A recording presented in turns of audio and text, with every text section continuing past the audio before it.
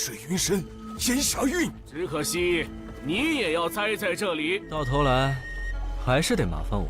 在宗师手下一招都走不了。若我真能解决他们呢？不出狂言，我就先拿你。怪只怪你命不好，不该出现在这里。Kembali lagi bersama Bang Jago. Seperti biasa Mimin selalu mendoakan kalian semoga selalu dalam keadaan sehat dan dalam kondisi terbaik. Di video kali ini Mimin akan menceritakan sebuah donghua series dari Jian Dao. Dan bagi kalian yang mungkin baru gabung ya, Mimin saranin untuk nonton bagian sebelumnya dulu. Linknya ada di deskripsi. Tak berlama-lama langsung aja kita masuk ke isi ceritanya.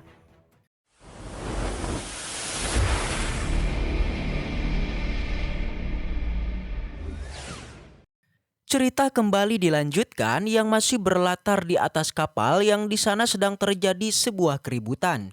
Di mana sangat tak disangka sosok suami istri yang diselamatkan oleh sang pangeran kini malah tiba-tiba menusuknya. Beruntung di dalam tubuh pangeran terdapat sebuah pelindung yang mampu menahan tusukan itu yang akhirnya terjadi ledakan. Begitu juga dengan seorang bayi dari si ibu lantas ditangkap oleh paman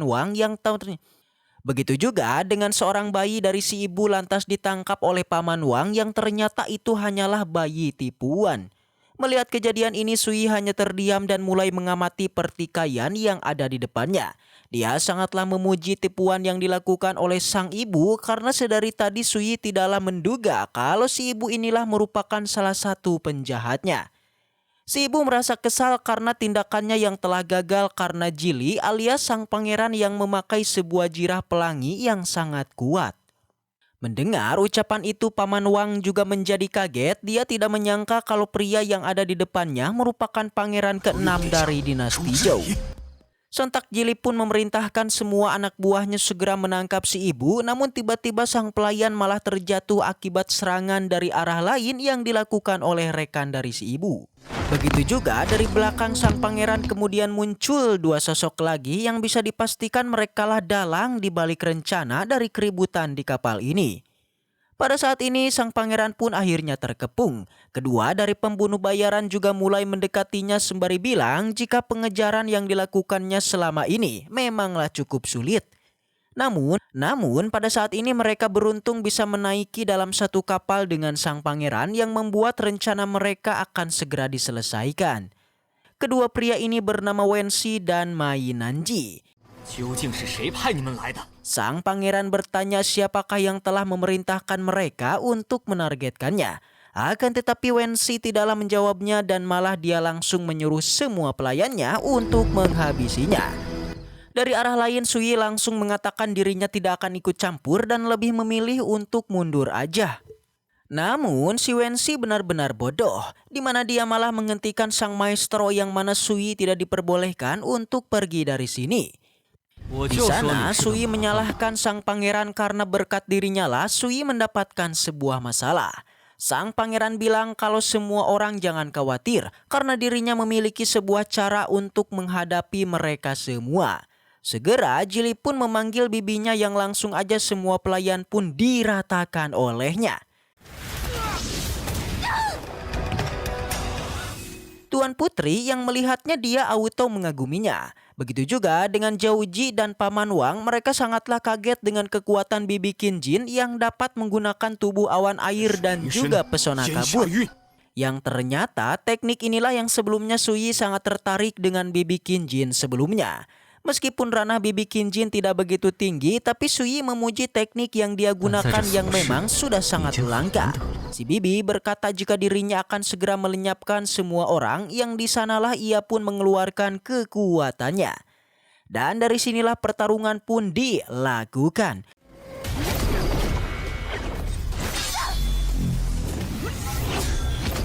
Si bibi menjadi kaget dengan Mai Nanji yang merupakan praktisi ranah Grandmaster. Sementara dirinya barulah pengumpulan ki. Namun meski begitu Nanji sangatlah kagum dengan kekuatannya si bibi yang bisa menandingi dirinya. Meski begitu perbedaan ranah ini sungguhlah nyata di mana dirinya yang memiliki ranah lebih tinggi pasti aja akan sangat mudah mengalahkan si bibi. Meskipun begitu, Bibi Kinji bilang jika dia tidaklah takut dengan ranah Grandmaster karena sebelumnya dia pernah melenyapkan ranah yang sama hingga 8-10 orang. Alhasil memanglah benar, serangan Bibi Kinji membuat Nanji menjadi kewalahan hingga tak terduga si Bibi mampu mementalkannya. Paman Wang dan yang lainnya mereka sungguh kaget dengan kekuatan si Bibi yang menurutnya terlalu menakutkan. Alhasil sang pangeran pun segera meminta semua orang untuk mendekatinya dan mengikutinya jika memang ingin selamat. Dengan sangat santuy Suyi menolaknya. Di sana Nanji yang tidak mau kalah lantas membakar jiwa bela dirinya yang membuat kekuatannya pun menjadi meningkat pesat. Tentu dirinya tahu kalau teknik ini merupakan teknik pengorbanan yang dengan itulah setelah menggunakannya dia akanlah tewas. Dari arah depan si Bibi Kinji tidaklah takut dan bersiap untuk melawannya. Benar aja setelah membakar jiwanya, Nanji menjadi kebal terhadap semua serangan yang bahkan dari setiap serangannya memunculkan sebuah petir merah. Yang membuat si Bibi mengalami kesulitan.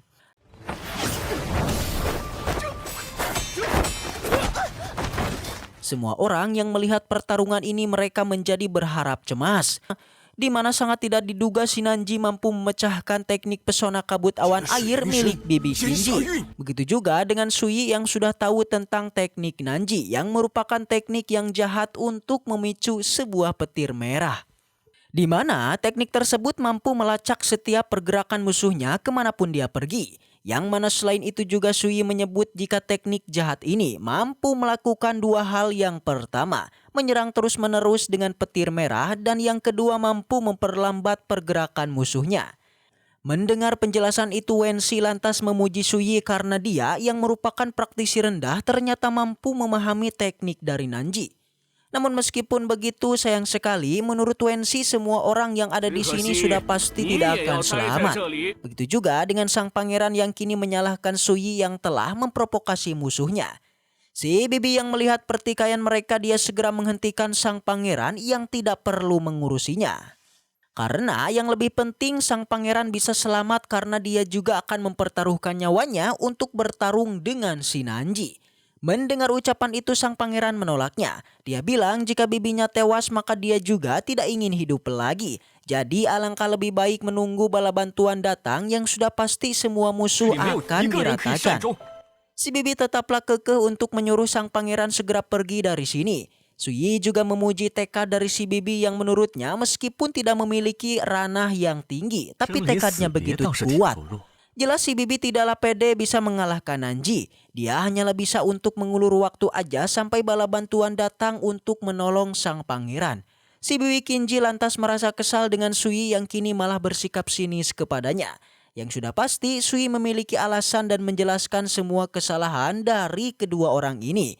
Yang dimana mereka terlalu pede bahkan langsung memperlihatkan kekuatan yang sesungguhnya dalam sebuah pertarungan. Scene berpindah di bawah kapal yang kita melihat ketua kapal sedang sibuk mengembalikan semua monster ke dalam kandang. Setelah itu dia kemudian menanyakan situasi di atas kapal alias situasi yang terjadi kepada pangeran. Sang pelayan melaporkan kalau semua monster sudah dibantai dan dia juga mendapati perintah dari pangeran untuk menjaga pintu ini dan kemungkinan situasi sang pangeran masih aman. Awalnya Komandan Zhang masih tidak percaya dan ingin ke atas kapal. Namun seorang pelayan yang bisa dikatakan utusan sang pangeran mengatakan kalau komandan tidak perlu naik ke atas kapal dan memintanya untuk menjaga tempat ini aja.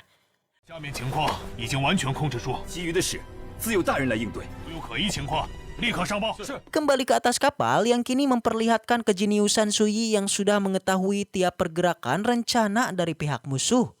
Dia sampai menjelaskan semua tahapan pergerakannya yang membuat si Wensi sangatlah memujinya. Dan karena situasi sudah seperti ini guys, mau tidak mau Suyi harus turun tangan untuk mengatasi masalahnya.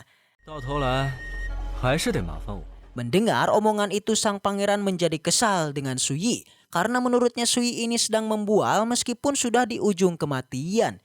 Dari belakang Tuan Putri menyangkalnya karena dia percaya kalau Suyi pasti bisa menyelamatkan semua orang.